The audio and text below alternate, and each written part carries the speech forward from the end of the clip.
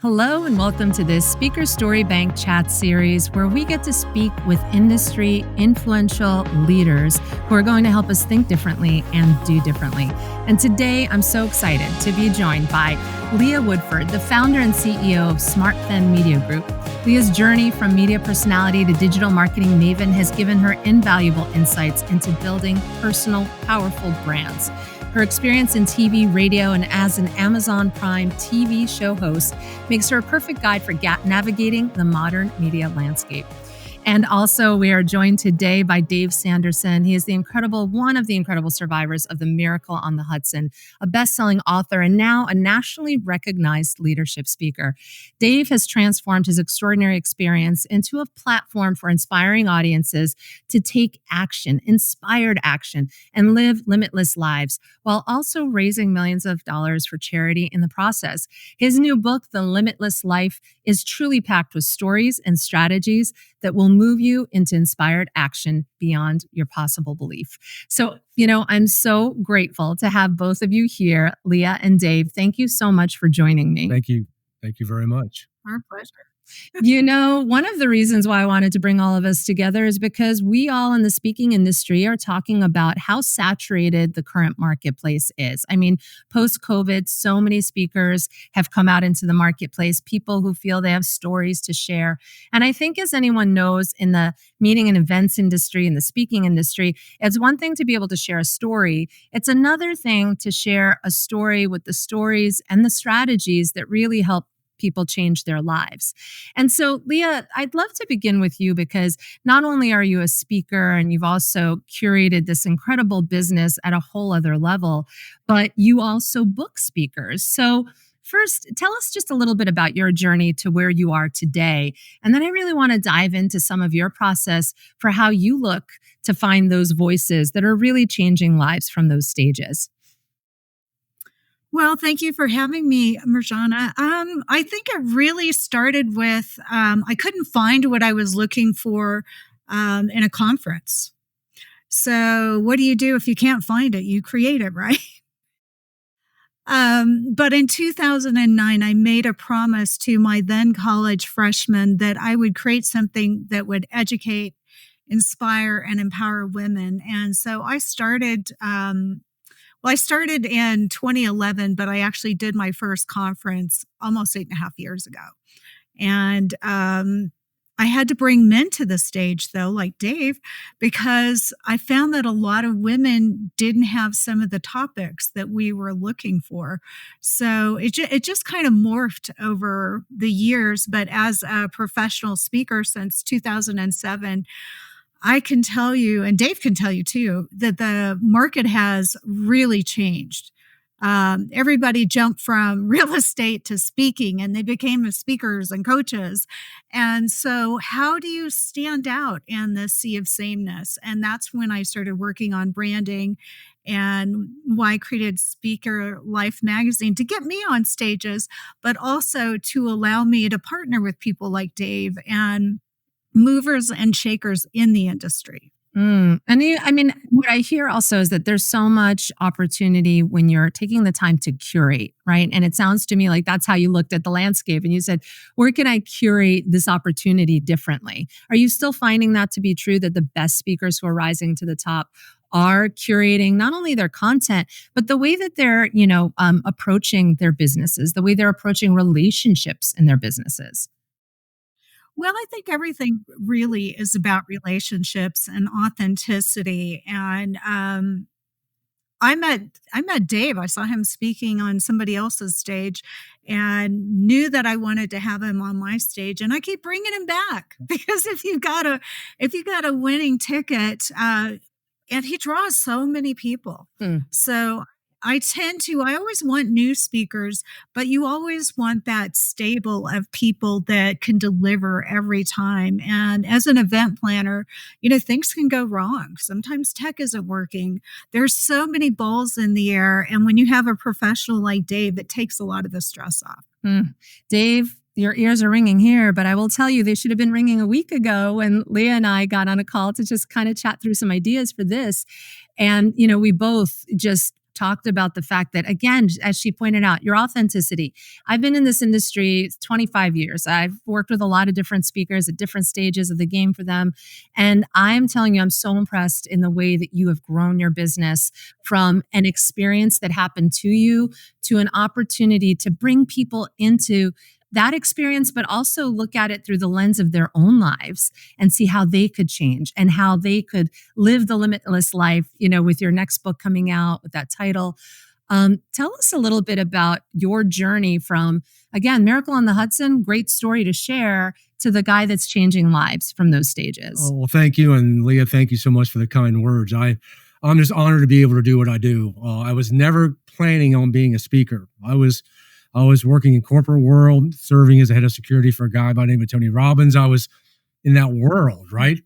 But when you get an opportunity, you have to take it. And that's what happened to me. I was given an opportunity, and the way I look at things and what some of my mentors have told me, sometimes those things don't come across your desk again. You got to take that opportunity and chance. So that's when I took the chance to do what I needed to do. And it was interesting because I had a story, but what really started helping me grow and helping other people is connecting the story to those lessons and how they can use those lessons in their own personal lives. Because one of the things I learned as I was going through this, there's so many people in pain, and there's so much uncertainty in the world that people are just looking for pathways, strategies on how to do this. So that's when it started really coming together for me. And people ask me all the time, it's like, well, how'd you turn around so quickly? Well, nothing's quick. You got to put the reps in, right? It's like Tom Brady. You have to put the reps in. And I did what Zig Ziglar did. He first 70 events that he did, he never get paid for. He just practiced his performance and perfected it. So, yeah. But being authentic is one of the things that when I was with Tony, he always told me to come from the heart, always speak from the heart, and that really resonated with me. And I tell you when it really hit me, Mirjana, I haven't even shared this story. It was like 2014. I was doing my thing, right? And I was doing okay.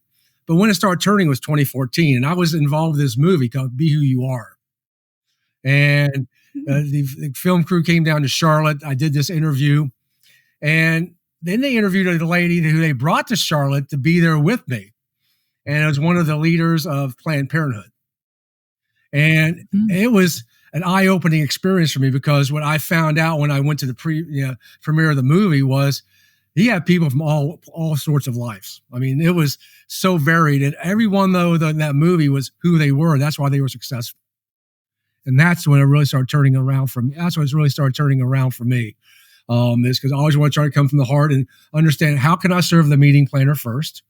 I want to make them the star. Like I want to make Leah the star. When I was with Tony, Mirjana, and Leah, I don't know if I've shared this story. We always asked Tony, you want to be the star or the talent, right? Mm-hmm. And my goal is to make people like Leah, people like you, the star. I just want to be the talent in the background to be able to hopefully help bring the message through. So that's a long-winded answer, but that's how I sort of got to where I'm at. No, it's perfect. And I think it's important for speakers to know in this space that, again, a good story, a great story even, isn't going to be the thing that's going to give you longevity. Because when meeting planners, and correct me if I'm wrong, Leah, but when meeting planners are bringing people together, especially in the corporate world, it's about the amount of time that those people are sitting in that audience. What are they gaining from it? If you're just giving my people a story, but they can't go back and sort of turn that into an opportunity in some way, and not to be opportunistic about this, right? We're talking about real inspiration, because we keep hearing this narrative from people like, oh, corporate just wants to keep driving me. They're only like putting these conferences together as another way to push me so that I could get the dollar. And I want both of you to speak to this, because I think this is so important. And we also saw it during quiet quitting, right? I think it's important for people to realize corporate, I don't think, really wants to push you, or any company or any leader. They're not just trying to push you to get the last blood out of you. They're trying to inspire you, right? To be a part of the team, to feel an essence for this work. How do we do that better together? I don't know, Leah, that's a mouthful, I know, but what are you seeing with that, right? This is what it's about. It's about that audience walking away with something truly tangible to help them change their lives, whether personally, even, as parents at home, as partners at home, or at work. Are you finding that to be more true than ever in terms of the speaking industry today? Well, when you have a conference, you're taking people out of the workplace, you're taking them away from their families. So you actually have to create something and have the speakers that can not only hold their interest, but make it worth their while because they're sacrificing a lot of time with their families, even following up with their clients, in corporate America. So you have to have something that is, really going to get them to think and motivation because we get so stuck in our little ruts.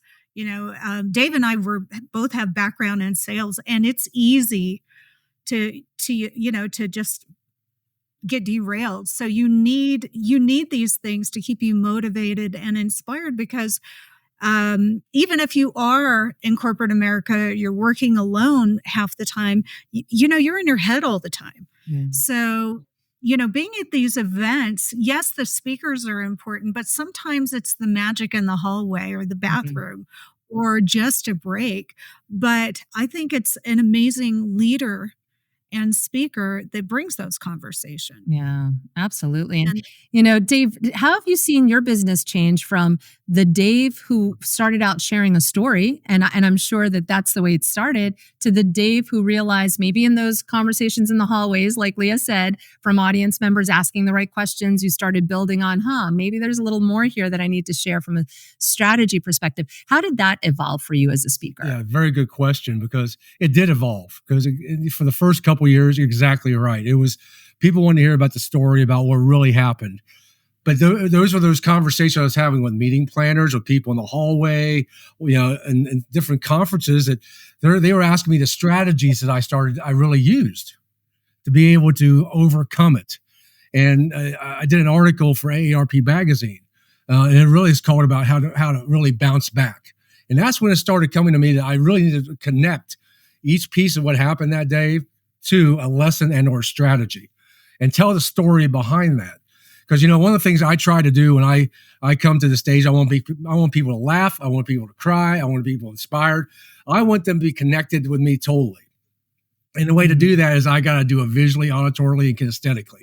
So I've got to bring it all, right? So when they walk out of there, they're like, wow, it was not only a great story, but wow, I got 2 or 3 things that not only in business, but maybe in my relationship, right? That I can take away from this because, we often forget that. Well, John, what you said, I think is accurate because I was in corporate world for 30 years, plus years. And I thought that same thing. But then on the other side of the fence, like, I look back and it's like, maybe it was more not than just business. Maybe it's a holistic perspective that the company was trying to help me understand that, we have to work hard, but, you got to take care of your family and your finances and your spiritual relationships, your health. And that's what I try to do when I come to the stage is bring the entire holistic experience. So when they walk home, not only they're inspired, but they can take action on something that I've shared. Oh, such a great point. And right, Lea, I wonder, you're seeing that with the conferences that you even build. To your point, these people are taking time away, not just from work, but from their family. So how incredible is it to bring a speaker to the stage who can help you have some strategies, not only for yourself, but for your teenager, for your spouse? Are you as a meeting planner looking for that now? Because I don't know that people were doing it that way with intention, even 5 years ago. Is that a different intention when you're looking for speakers today?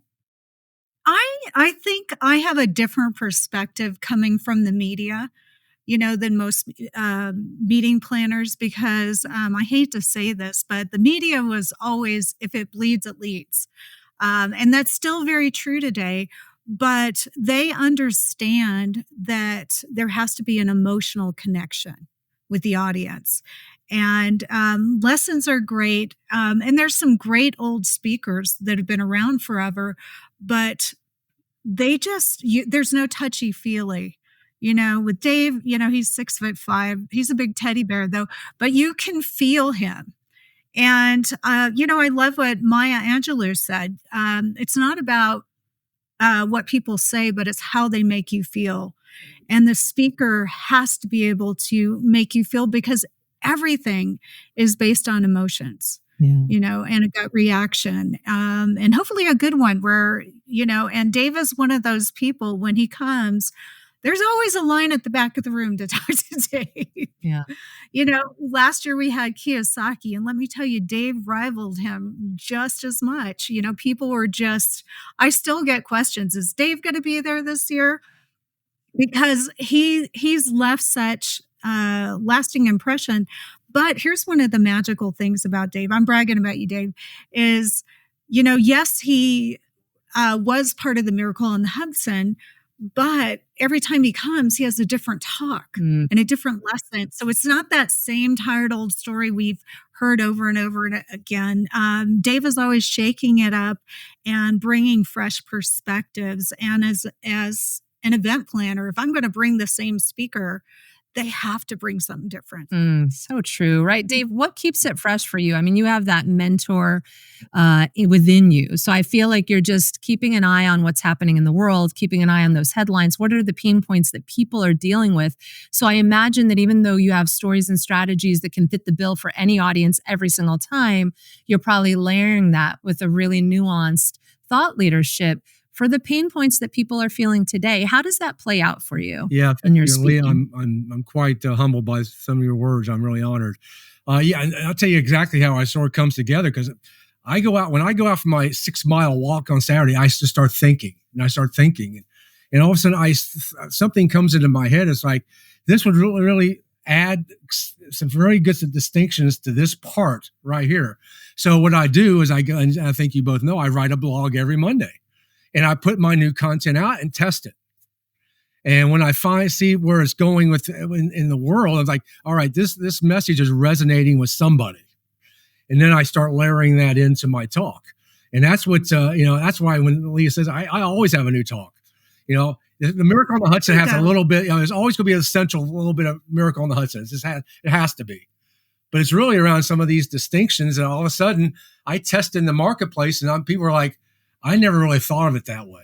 I mean, where did you come up with this? I'm like, I just start thinking. And I think that's one of the greatest things about being an entrepreneur allows me to do, is I can sit back and think. Where when I was in the corporate world, 60 hours in the corporate world and 30 hours doing what I'm doing here, there was no time to think.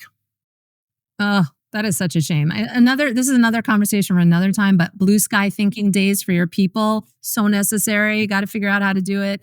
I guess Google was doing it years back, but anyway, story for another day. What I want to get into, and I want to make sure I'm being mindful of both of your time, but the magazine world. I mean, Lea, you have created something so magical, and there's a beautiful story here between you and Dave, because it was you that worked with Dave on his Moments Matter magazine and got him to publish that, I believe, right?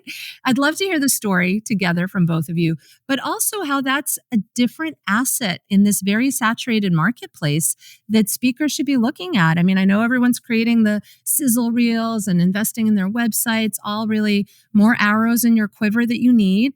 But I want to talk a little bit more about the magazine profile and how that's helping elevate speakers above. So Lea, give us a little bit of the download on where you started with that, and then we could get into the story with Dave. Sure. Well, it was inspired by an interview with Trace Salata, Oprah's executive producer, in, I think, 2009.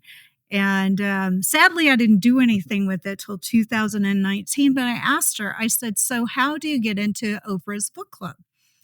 And she said, there's only one way. You have to really be creative in your packaging. And the people with the most creative packages go in one pile, and the people in the manila envelopes go in the janitor's closet. And of course, then they read the first 20 pages and then they pick the books. And that just kind of stayed with me. And how true is it? They say you can't judge a book by its cover, and yet we all do, right? So that's really kind of how it started. And being in the media, yes, I was on camera talent. However, I wrote for 4 magazines, and 2 of them were international. So I always loved print. And And I just thought, okay, I'm going to create a magazine to get on stages. And this was in 2019. And full transparency, I didn't know what I was doing. I went from columnist to publisher. So I am lucky that Jack Canfield talks to me because I put him on the cover of really probably one of the worst magazines. And it was really kind of dark for me. Because I'd been so successful in media. I shot commercials for Jeep and worked with Jeep, and Lexus is still my client. But going to Jeep, he just said, when you get your magazines to the quality of your video, let's have another conversation. And it was just like a gut punch. And I just thought, you know what, I can quit or I can figure this out. And it took me about 5 months to really figure it out. And I just found out that I really loved it. There's a cachet, and I'm just going to plug Speaker Life. This one has Ed Milet, but there's something really special about print because it invokes all the senses. And then I created a branded box, and I would just, a speaker one sheet, personalize some swag, and I would send that out to not everybody, but the cool conferences or the places I wanted to go. And nobody's doing that. They're jamming everybody's email and spamming them. And it's just a different approach. And I think when everybody's doing the same thing, and I think of COVID when we're in lockdown, how exciting was it when the Amazon guy showed up, right? I mean, we're just waiting for something. And so send something like that. And we're working on Dave's box right now, but it sends a different message. You are not the manila envelope person, the manila envelope speaker. You are on a much higher tier, and you're acknowledging their time. And I think it's just different, and it separates you from your competition. Yeah. First, before moving on to Dave here with this one, I want to just celebrate the fact that you made a change and a career move. And like you said, it was a dark time, and the fact that you could pivot and change that within 5 months, set your mind to it. Honestly, anybody listening here, I hope is just inspired if you're just changing the trajectory, and Dave can speak to that too. But Dave, what was it about Lea's story in the magazine that inspired you to say, okay, I'm going to give this a try? And I commend you because you're a guy that really iterates and changes, and that's what makes you so alive as a speaker too. But what was that journey like for you with Lea? Well, thanks. How it really happened is I came off stage to speaking at one of her events because you need a magazine. I'm like, I'm not Oprah.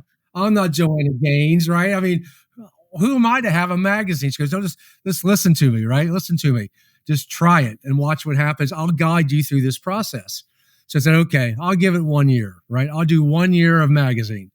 And I started out, and all of a sudden I started seeing 3,000-4,000 people reading this thing. I go, all right. Still haven't got any business from it, but all right, that's pretty cool. And then all of a sudden it started clicking in where, I can help promote other people likewise. And I can help them tell their stories likewise, which will help expand my network likewise. And the one that really took off, and Lea probably knows this, is the previous spring is when I did the all women, it was International Women's Month, all women. And I had 6 women from 5 countries. And it was an amazing issue because not only were the stories great, but we got into 5 countries. That's amazing. And all of a sudden now we got the Amy Porterfield on the cover, and people want to be part of it. So what Lea helped me understand is, and I knew this from long ago, but if you're going to be outstanding, you got to stand out. You got to do something different. And most speakers, as you talked about, is saturated. How am I presenting myself differently? And like I said, the magazine is something I can promote. I said, well, I can give this to a meeting planner, event planner. They may not only see my stuff, they may see everybody else's stuff, and like, wow, this guy's really out there thinking a couple steps ahead. And that's hopefully what we're trying to accomplish by supporting the magazine. And so I just thank Lea for sort of give me a kick in the backside to do it. It wasn't like that. He's such a great person. One of the things I like about Dave is he's like a dog with a bone. He's that ideal client. You say this and he goes, let's go. Yes. And he does it. Yes. he's it's just fun to watch him grow too. Yeah. I mean, truly, I mean, you speak about this, Dave, being a person of your word. It's, what we have to do. You are that. You're a person of value. You're always delivering value. And it shows in the fact that you turned your magazine, not just the Dave show and my life, you turned it into something of value where other people's stories are elevated. This quarter's issue is on big dreams, right? And I love also the idea of, even if you don't have a big dream, you could put big dream energy behind it, right? There's so many ways to look at dreams. And I know your issue is packed with great things. So we'll definitely be sharing that as well. I just, for both of you, and Lea, thank you for starting the magazine, because again, in this industry, I always talk about what I like to call the Monday morning speaker. And this is not the speaker that I'm going to call an agent and be like, hey, this is the person to open the conference. I'm calling the agent to say, I know that you have cold calls to make. I know you have cold emails to send. I know you need a story that is just going to be interesting to share. And that is what I think we're doing. Lea, you with the magazine that you're doing at a broader scale. Dave, what you're doing with the magazine, your stories, but also incorporating other people's stories.